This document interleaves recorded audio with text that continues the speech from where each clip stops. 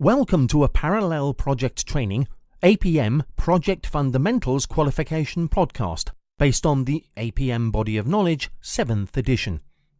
You should be using this in conjunction with our e-learning, podcasts and potentially a tutor-led course. For more information, please visit www.parallelprojecttraining.com. So welcome to another Parallel Project Training podcast. This is based on the Body of Knowledge 7th edition. My name is Michelle Greaves. With me today is Paul Neighbour. So hello Paul. And we're going to talk today about a topic in the Project Fundamentals qualification on issue management. So exciting topic for us to talk about. And there's a couple of different assessment criteria here.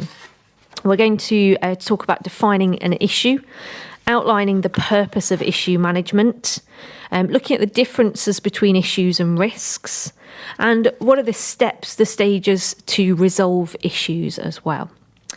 So let's start with an issue. There's a separate podcast on risk, but we will kind of loop back to the difference. But what's an issue then, Paul? An issue occurs when tolerances for delegated work have been exceeded and it needs to be escalated. Wow, to the next level of management for it's like you read it out of the body of knowledge. I Paul. did. I read it. So it's not part. So what's different about it? Most people would say an issue is just something that's gone wrong. The difference about this definition is they say an issue is something that's out of the day-to-day management that you can't cope with as a project manager, that you need to escalate up to senior management to take action. So they talk about tolerances, don't they? Tolerance, yeah. So it's outside tolerance. So you might have gone outside of your restrictions as a project manager for budgets. Or timescales. Or timescales, or absolutely. Quality might be poor, yeah. So back to that baseline conversation we had earlier. So something that's going to damage your baselines. And I think an issue is also something that's happened or is happening. Yes. So it's not a risk in the sense of it may or may not happen. It's Correct. something that's got that certainty associated with it. Any other kind of differences then? Because we sort of leaned into the differences between a risk and an issue. The timing is the main one. I think you summed up quite well. The timing is the main one. So a risk is normally in the future. Yeah. An issue is usually urgent. And a risk is usually something that the project manager may or may not be able to cope with. Yeah. Whereas an issue is something that's not part of your day-to-day job, really. It's something that you need to escalate and seek the help of the organisation to resolve. Who would we escalate to? Well, it doesn't say. It says requires the support of the sponsor to resolve it. I would say you'd escalate to the sponsor because they've got the ultimate accountability for that project. They're going to have the ownership of the business case. So they're going to want to know if something needs to change on the project. So they tend to be a bit more chaotic than risks. So they just arrive on your table. So it's not like have a workshop to identify your issues of the day. You know, they tend to just arrive and you've got to resolve them or decide what you're going to do. Yeah, because we plan for risks, but we have to kind of respond to issues. Yes, they talk about issues being detected. Yeah. It's like a issue detectorometer. So what about the purpose of issue management then? Why do we need to manage those issues?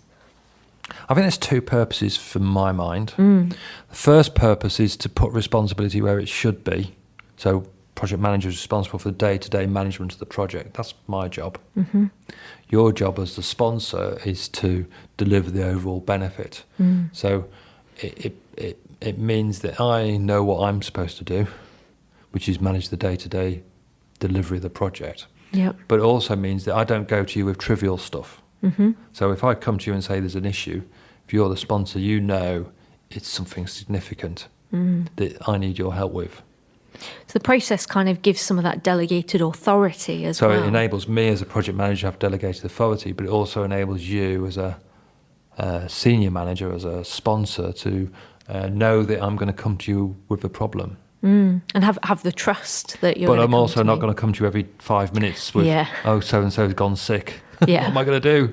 The sponsor's not going to be very happy if you're bothering them like that. Supplier hasn't delivered the books yet. What should we do? Absolutely. So shall we talk about the issue resolution process? Yes, it's not it is set out in the body of knowledge, but it's not quite as, it doesn't actually happen like this, does it? I think as you said, it's quite reactionary usually, so it's quite quick. Yeah. So overall, we tend to recognise an issue's occurred, think about what we need to do about it, talk to the sponsor, and then do something about it. Yeah. That's kind of your overarching process. Yeah, but I've got a client who has 20 odd project managers, and she's really struggling because they just all dump every problem on on her desk. So I'm trying to actually introduce issue management, and it's not as easy as you think. It sounds obvious. So anyway, the process is to log it, to write it down in some form of register and analyse it quickly. So is it something that I can deal with, or is it something that I need to escalate? And then I maybe have to go and update my risk analysis, because many people maintain an risk and issue register. So it may be a risk that I've already put a mitigation in place for. And that's something we haven't really covered, that lots of organisations, when a risk occurs, they call it an issue. They say, well, the risk occurred, it's an issue. But here we're talking sort of about a subsection of that, of only the issues that need to go up. I think some of the... Yes, okay. Yeah, not every risk... Not every issue will have been a risk. That's right. Because you may get a surprise issue. Yep.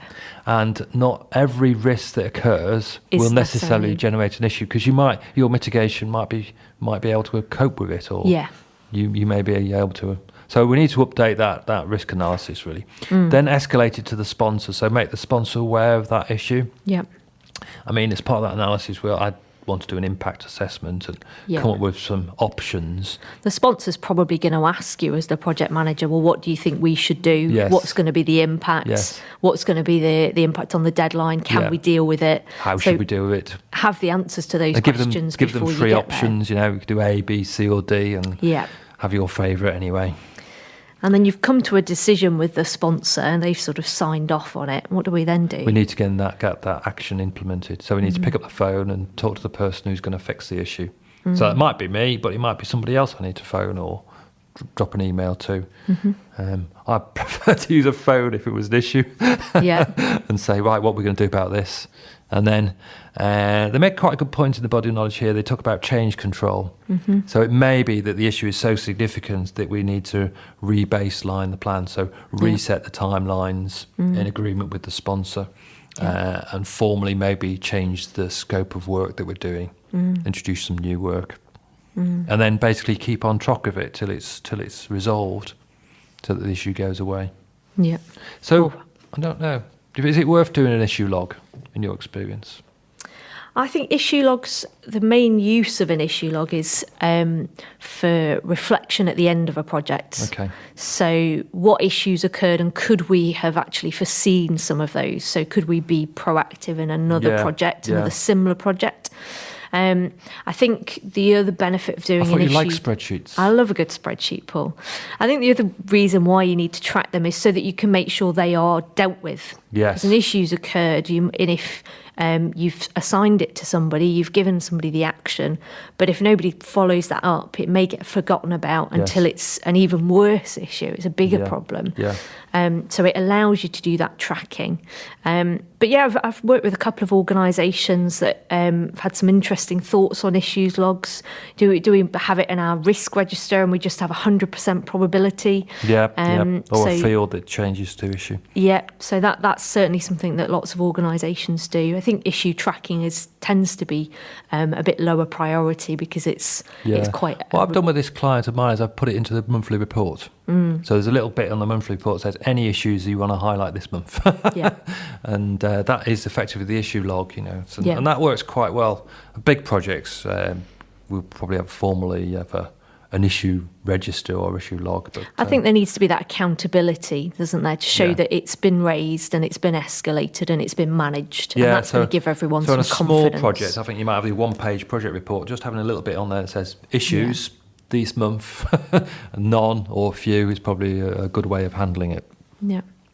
Excellent. That's great. Anything else to add? No, I should stop bashing the microphone with my paper. Great. That's great then. Thank you very much. Paul. We hope you enjoyed this podcast and found it informative. To find out about our training courses, e-learning or tutor-led course, please go to www.parallelprojecttraining.com.